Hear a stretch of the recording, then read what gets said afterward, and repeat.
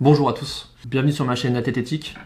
C'est le cœur très lourd, c'est le cœur très lourd aujourd'hui que je fais cette vidéo pour vous annoncer que j'ai décidé de recommencer à manger de la chair animale, de recommencer à manger des animaux.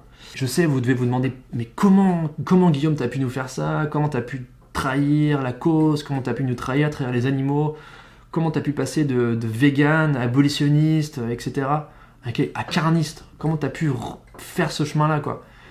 Qu'est-ce qui t'a amené à prendre une telle décision? Moi qui n'ai pas mangé de la viande depuis 4 ans, effectivement, je pensais jamais recommencer, et là j'ai eu une révélation. Cette révélation n'est pas venue toute seule, je dois bien vous l'avouer. Tout à l'heure, je rangeais un petit peu le bordel chez moi, et je suis tombé sur un fascicule, un petit dépliant, extrêmement beau, qui m'a vraiment touché au plus profond de moi. Un fascicule baptisé « La protection animale, une priorité pour la filière viande ». Créé par la plus éthique, la plus respectable de toutes les interprofessions françaises, Interbev, l'interprofession bétail et viande. Et j'ai commencé à le lire, et je suis content d'avoir fait parce que ça m'a vraiment ouvert les yeux sur ce qu'était la protection animale. Et donc je vais voir si j'arrive à vous convaincre, ou en tout cas si j'arrive à vous faire comprendre ma décision de recommencer à manger les animaux. Ce fascicule commence avec une première partie qui s'intitule « La protection des animaux en élevage ». Donc voilà, déjà on parle de protection d'animaux, et ça m'a beaucoup plu, forcément dès le départ. Moi qui aime les animaux, tout comme les éleveurs aiment leurs animaux, hein, ça tout le monde le sait. Les éleveurs aiment leurs animaux comme leurs enfants, on le sait tous. Bon, l'histoire ne nous dit pas s'ils envoient leurs enfants à l'abattoir également, mais on gardera ça pour une autre fois. Par le contact quotidien avec leurs animaux et la connaissance de leur comportement naturel, les éleveurs et les techniciens d'élevage sont les principaux acteurs de leur bien-être. Donc là, tout de suite, illico, tu vois, on commence sur les starting blocks, on parle de protection animale, on parle de bien-être animal. Ça, c'est des termes forts qu'on retrouve très souvent dans les discours d'Interbev, et j'avoue que ça me touche beaucoup, parce que je crois vraiment à leur sincérité, en leur honnêteté. Après tout, ils n'ont rien à gagner à nous mentir, hein, si ce n'est quelques milliards d'euros. Les formations mises en place, auxquelles les éleveurs et les techniciens d'élevage participent, s'appuie sur 5 libertés fondamentales en matière de bien-être animal. On retrouve déjà, tu vois, j'ai lu 3 lignes, on a déjà 3 fois les termes bien-être animal. Donc c'est, tu vois, là on est vraiment avec des gens qui prennent soin de leurs animaux et qui ont une vraie sensibilité vis-à-vis de cela. La première de ces libertés est la liberté physiologique, l'absence de faim, de soif ou de malnutrition. Alors je vois venir les mauvaises langues. Qui vont nous dire que oui d'accord, mais ils prennent soin de leurs animaux parce que sinon ils risquent d'avoir des problèmes financiers, il faut appeler des vétérinaires, ça coûte cher, etc. Ça leur fait perdre de l'argent. Non, c'est pas pour ça qu'ils prennent soin de leurs animaux, c'est pas parce qu'ils risquent de perdre de l'argent, c'est parce qu'ils aiment leurs animaux comme leurs enfants. Donc la connaissance, je cite, des besoins alimentaires de ces animaux permet à l'éleveur de leur fournir la ration la mieux adaptée. Quantité d'herbe, de fourrage nécessaire. Alors les fourrages, je vous vois venir, hein. Non, les fourrages c'est des fourrages français. C'est pas des fourrages de soja qui déforestent l'Amazonie, qui déboisent la planète, qui détruisent complètement les poumons du monde. Non, tout ce soja il va au vegan, tout le monde le sait, ok? La deuxième liberté c'est la liberté environnementale, un logement adapté, absence de stress climatique ou physique. Donc la conception, l'aménagement et l'entretien des bâtiments d'élevage sont le gage du confort des animaux. Et là, quand j'ai lu ces mots, confort des animaux, ça m'a tout de suite fait quelque chose. Je me suis dit, merci Interbev, merci de donner tout ce confort à ces animaux. Et là, je me suis dit, mais attends, toutes ces vidéos d'L214, DXE, toutes les associations qui nous montrent des animaux entassés les uns sur les autres, dans des cages, dans des élevages intensifs et tout, c'est du mytho. Je pense que ces animaux, ils sont juste serrés, ils sont des câlins, ils se réchauffent, ils aiment bien se faire coller serrés. Enfin voilà, c'est pas du tout parce qu'ils sont trop serrés, parce qu'ils n'ont pas d'espace. Après tout, soyons objectifs. Entre croire des militants bénévoles pour la majorité, qui n'ont rien à gagner, qui passent le plus clair dans leur temps à militer comme ça pour des êtres qui ne peuvent pas se défendre, ou croire la première industrie agroalimentaire française qui se fait des milliards d'euros sur le dos d'êtres sensibles, forcément tu crois à l'industrie, quoi. Je veux dire, je vois pas pourquoi l'industrie mentirait, ça me paraît évident, mais bon, apparemment c'est pas évident pour tout le monde. La troisième liberté, c'est la liberté sanitaire, l'absence de douleur, de lésions, de maladie. Encore une fois, non, c'est pas parce qu'ils risqueraient de perdre de l'argent s'ils perdent des animaux, non, c'est parce qu'ils aiment leurs animaux, comme leurs enfants. La quatrième liberté, c'est la liberté psychologique, hein, donc l'absence de peur et d'anxiété. Et la cinquième liberté, c'est la liberté comportementale, donc l'expression pour les animaux de comportements normaux propres à leur espèce. Encore une fois, on donne toutes les cartes en main à ces animaux pour être le plus heureux possible. Merci Interbev. Bon, la deuxième partie, c'est que ça concerne la protection des animaux pendant leur transport. Alors là, encore une fois, on parle de protection des animaux, donc je me suis encore une fois senti touché, tu vois, c'est là où vraiment mes croyances de vegan ont commencé à s'effondrer. J'ai jamais entendu quelqu'un parler autant de protection animale, de bien-être animal en si peu de phrases, tu vois. Donc là, vraiment, je me suis senti happé par tout ça.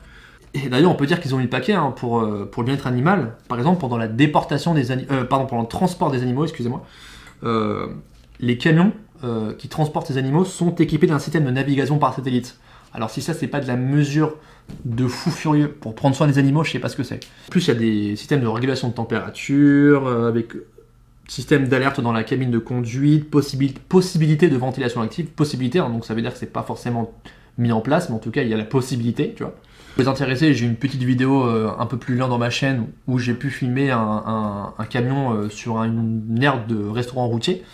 En plein cagnard, je crois qu'il faisait 32 degrés, les animaux en plein soleil qui bavaient, des vaches, mais je suis sûr qu'ils allaient très bien en vérité. Car moi j'ai une confiance totale en ce que peut me dire Interbev, qui n'a absolument rien à gagner si ce n'est quelques milliards d'euros à nous dire tout ça. Mais la partie que je préfère dans ce fascicule, et là attache bien ta ceinture, parce que ça va secouer un petit peu tes croyances complètement débiles de vegan, d'abolitionniste, antispéciste, etc. La protection, ce mot encore une fois, la protection des animaux à l'abattoir. Car oui, espèce de menteur, sache que l'abattoir est un endroit où l'on protège les animaux. C'est écrit ici noir sur blanc, donc je vais lire quelques passages de cette troisième partie de ce fascicule. Hein. Les activités d'abattage sont réalisées dans des établissements spécialisés et agréés par les services vétérinaires. Merci cher vétérinaire. Merci cher vétérinaire, vous qui prenez si bien soin des animaux que vous les accompagnez lorsqu'on leur tranche la gorge pour rien. Donc ces abattoirs fonctionnent sous la surveillance des agents du service vétérinaire d'inspection qui doivent s'assurer du respect de la réglementation en vigueur relative à la protection des animaux, au moment de leur abattage. Donc encore une fois, dans les abattoirs, on est tellement inquiet pour les animaux qu'on les protège même lorsqu'on les tue. Tu vois, c'est-à-dire qu'on leur tranche la gorge comme ça, de force, mais en même temps, on prend soin d'eux. Par ailleurs, la protection animale à l'abattoir est un véritable enjeu. Tu vois, encore une fois, on est sur un paragraphe de quelques lignes et ça doit faire au moins la 4e fois que je vois les mots bien-être animal et protection animale. Donc là, on voit, tu vois, la vraie protection animale, c'est pas les végans et tout, c'est pas les militants. La vraie protection animale, ce sont ceux qui les tuent. La conception des couloirs de circulation et d'amener vers le poste d'étourdissement a fait l'objet de nombreuses recherches pour faciliter l'avancée des animaux.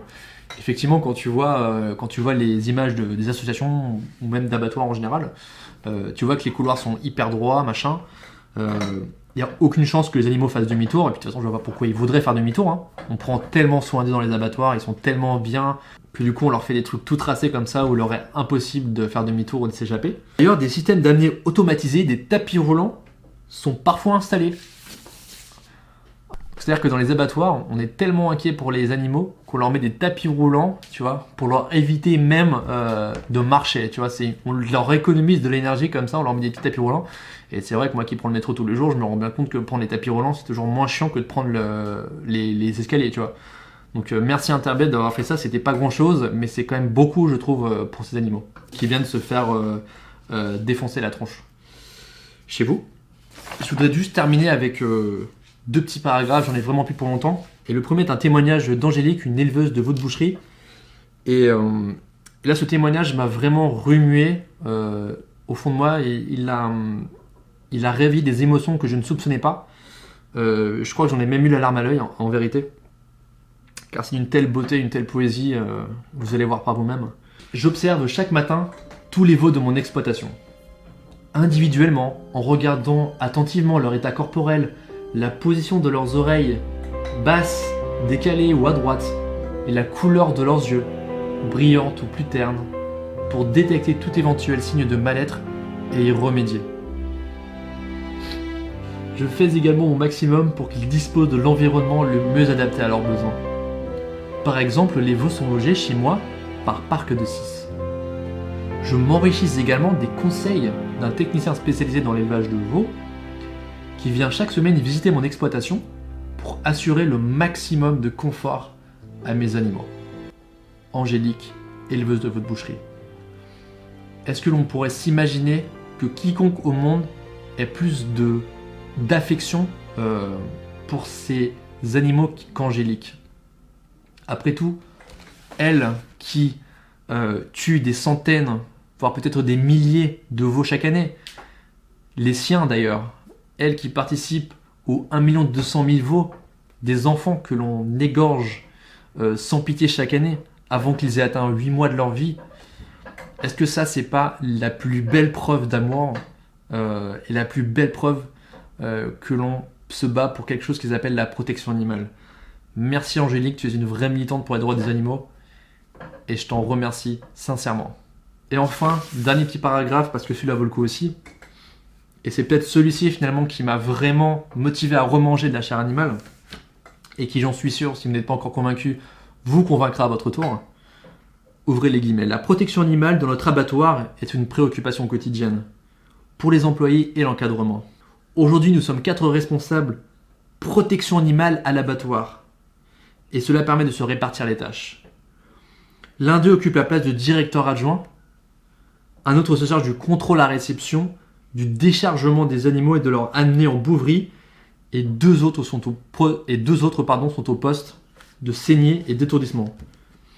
Nous travaillons à une amélioration constante de nos pratiques, c'est pourquoi nous formons régulièrement nos employés.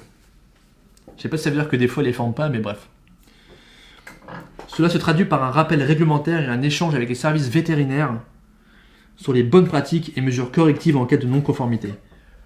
Un témoignage de Virginie, responsable qualité et RPA en abattoir. Donc voilà, c'est là où j'ai vraiment changé ma perception que j'avais des abattoirs. Pour moi, un abattoir, c'est un lieu de terreur pour les animaux, où on les abat lâchement, où on les tue, on les égorge violemment. Mais non, un abattoir, c'est un lieu de protection animale, c'est un lieu où on protège les animaux. Comme j'ai pu lire ici d'ailleurs, c'est quelque chose de tellement important pour eux qu'ils sont 4 responsables de protection animale dans un abattoir.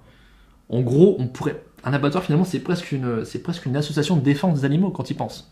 Ils sont au moins 4 dedans responsables de protection animale. Donc voilà, tous les végans, les antispécistes, les animalistes, les abolitionnistes, etc.